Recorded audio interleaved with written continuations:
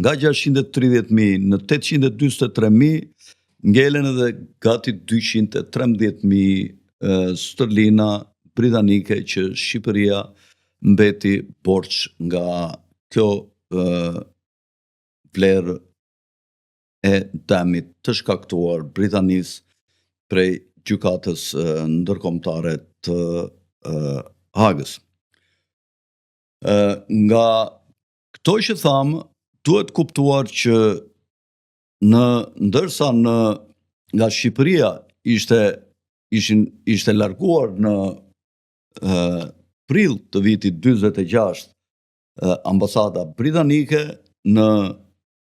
tetor të vitit 46, pra rreth 6 muaj më mbrapa, u mbyll dhe konsulata amerikane në Durrës dhe Shqipëria u kthye në një bunker izoluar ku nga jugu ishte izoluar nëpërmjet Greqisë, nga perëndimi nëpërmjet Italisë dhe komunikonte me botën nëpërmjet Jugosllavisë.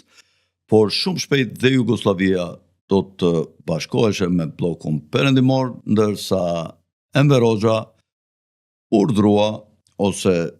mendoi që të vazhdonte të mbante lidhjet